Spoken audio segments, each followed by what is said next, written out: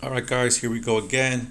We got a quick one. This is really not a how-to video, just showing you a quick glance of what we do to service a Navien NCB combi boiler. Today we're just going to show you how to service the domestic side real quick. If you have any questions or if you want an in-depth video, let us know in the comments below. I'm sure we can make one for you. We are Navien certified to install these, service them.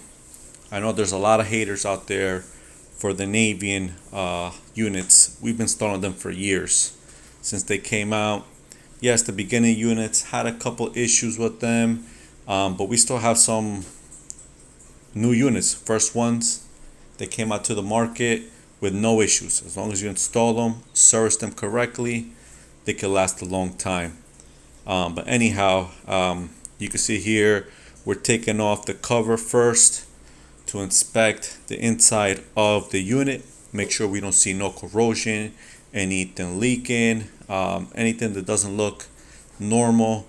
We let the customer know beforehand, so that way they don't think that the service itself provided that corrosion or the leak. This unit, it's spotless. It's about 10 years old.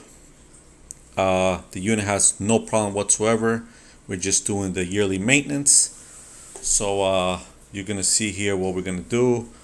He takes off the cover, and then we inspect the inside, like I said, make sure everything's copacetic. This is a quick glance, nothing big. You know, you could go in depth. We take out the controller sometimes if something doesn't look right, move all the wiring harnesses to look back there for the flat plane heat exchanger. But this one was so clean. We service it every year anyhow, so we know the unit real good. Also on the top left hand corner, there's a little filter for the intake. You could take that out, clean it off. Usually that picks up bees, anything that gets into the intake, real small insects, things like that. But here's gonna go. We have a kit that we use to flush out the domestic side. This unit is a combi, so you have a heating side and a domestic side. The domestic side is what you use to take a shower with. So he's gonna start hooking up the pump that we have. A lot of guys out there use sump pumps. Yes, you could use a sump pump. The only problem is you have to be careful and make sure you don't get a too big of a sump pump and create a lot of pressure inside the heat exchanger. You could blow out some O-rings, the heat exchanger, flow sensors. So my recommendation is you go to the plumbing supply, or you can order one online on Amazon. I'll leave a description below of the unit we use. Your safe bet is just order that unit, order the chemical we use, and you're not gonna have no issues with the pump being too powerful, because it's gonna work perfect and it's gonna last the life of the unit. So you could do it every year like you're supposed to, and your heat exchanger and all the piping inside the unit is going to be spotless. So you can see here he's tightening up a hose on the hot side. That's going to be the return going into the bucket from the heat exchanger, and the pump itself gets connected to the cold side. Then what he does is, as you can see here, he's going to fill up the bucket with the hose he just installed on the hot side. The reason we do this, and a lot of guys don't, is we use, look how dirty that water's coming out. The heat exchanger, this filter system is horrible in this house. But anyhow, what we do is we flush out the unit into the bucket and make sure the unit turns on and starts producing hot water. Once the unit starts producing hot water and the flame is on, we unplug it, as you saw. That way we know that the unit itself is on producing domestic hot water mode. So the three-way valve, it's open to the domestic side, so we can have the proper flow inside the heat exchanger. It's a big mistake a lot of guys make. Here we go. I show you the chemical we're going to put in there. A lot of guys use vinegar. You could use vinegar. We just like this chemical. We've been using it for a couple of years now, this brand, and it works flawless. So you can see he dumps it into the water, he shakes it up, make sure it dissolves real good, and then he'll put the pump in there. He'll put the little screen on the bottom so that way it doesn't collect any sediment or anything that builds up from the heat exchanger. So we put that little strainer on the bottom, then we put the pump inside. Once you put the pump inside, purge the pump. It's very important to purge the pump. The way you purge the pump is put the pump in the water. Don't hook up the hose to the unit yet. Just pump it into the bucket. So you can plug the pump in and make sure the water's flowing without no air bubbles, without real fast into the bucket. You're gonna see in a couple seconds what he does. He just plugged it in. Yeah, so he's checking, he's making sure this got good flow coming out of the pump. Here we go. Just make sure there's no air bubbles and it's good continuous flow coming out of the pump. Alright, so we purged the pump, everything's good. That hose which he has right there, it's going to get connected to the cold side shutoff valve.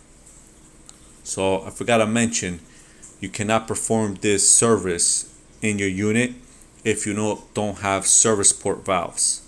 If your unit was installed correctly, you should have these. And that's the yellow handle you see in the picture and the one he's trying to connect the blue hose to. So once he connects the pump to the cold side, which is going to be on your right hand side, he tightens everything up. And what he's going to do is he's going to turn the two yellow handles to the off position. You need to turn them off to the off position so that way when you turn on the pump, the water goes into the unit and back to the pump. If you don't turn those valves off, you could backfeed the chemical into the house and you'll have a big problem in your hands. So what you're going to do is shut the two yellow handles off. We have yellow, you might have different color. Just make sure you shut them off. Turn on the valves, the boiler drain valves that the hose are connected to, and you turn on the pump. And what you're going to do is you're going to look at the hose to make sure you got good flow coming out of the hot side. So you're going to see here, we're going to show you. We wait there a while, see how it's continuous flow, no air bubbles, everything's flowing good. Once that's flowing good like that, you're going to run it for 45 minutes. You could run it a little longer if you like. 45 minutes is plenty. With vinegar or with this chemical, run it for 45 minutes and you have no problem. Alright, just make sure you have no leaks. Check all your heat exchanger and make sure you have no leaks. Right now the water's going through the heat exchanger, all through the piping. All the chemicals going there, back into the buck. You're just recirculating. Alright. So after 45 minutes, you come back, you unplug the unit, you unplug the pump, and you start disconnecting everything just like you connected it before. So what you're going to do is you're going to call the cold side boiler drain, then you can shut the hot side boiler drain. Alright. I'm trying to record this with one hand, it's a little wobbly. My assistant has doing another job, so I'm here by myself trying to record this. So here, sorry about the recording. So here we go. I'm disconnecting the cold side hose first. Alright, take that out of the way.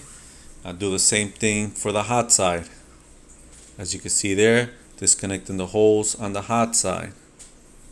Alright, once you have both hoses disconnected, there's a little process we like doing, which is going to clean out the heat exchanger and all the sediment inside. You can see how shiny the inside of the boiler drains are. Chemical works flawless, real good. So what you're going to do here is you're going to get a hose, okay, a regular garden hose. You could run it to a sink, you could run it to a French drain, you could run it anywhere. Just make sure you connect the hose to the hot side. And we're going to run it into the sump pump, which is real nearby, it's close by.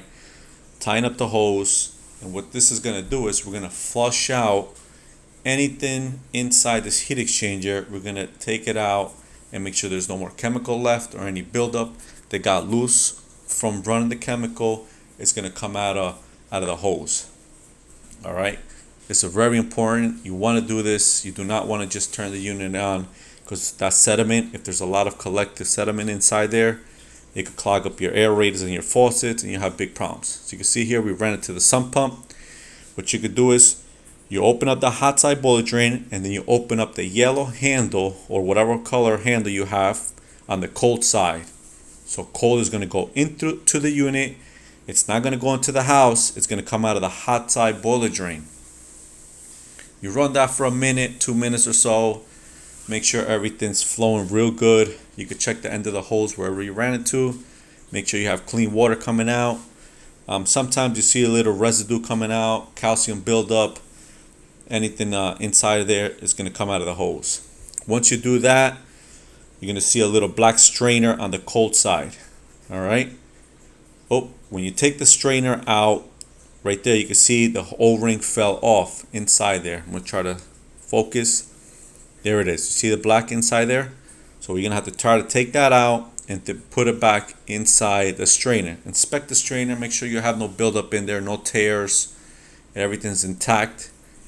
Then grease the O-rings back up, and then you screw it back into the same location. Make sure before taking the strainer off, the 2 yellow handles, the valves, are closed. You want no pressure inside the heat exchanger or no pressure going into the unit. You can see that the O-ring, how it goes into the strainer right there. Make sure when you push it in, the O-ring doesn't fall back out. A little grease will do the trick. Or hold it in place until you screw it all the way in. Be careful screwing this in. You're screwing plastic into a brass female. So you could cross thread it very easy. Do it by hand first, then use your channel locks and just give it a little snug. All right.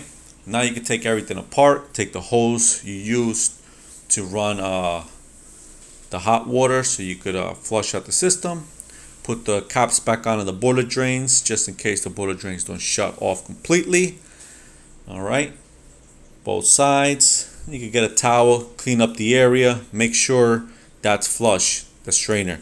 Make sure the caps are on, the 2 boiler drains are off. Now you can start turning the yellow handles on. That's going to provide water to the house. So you're going to pressurize the system again. Hot side first, I always do, and then the cold side, you can do it nice and easy. All right, you don't want to just open it up real quick. Pressure builds up real fast. Use the towel. Clean everything up, make sure nothing's leaking, plug the unit back up, make sure the screen turns on in the unit, and then go run the hot water or have the customer turn on a faucet, and then you call it a day. It's good to go. If you live in North Jersey, you need some plumbing work done, give us a call. We'll be happy to help. Take it easy. Have a good one.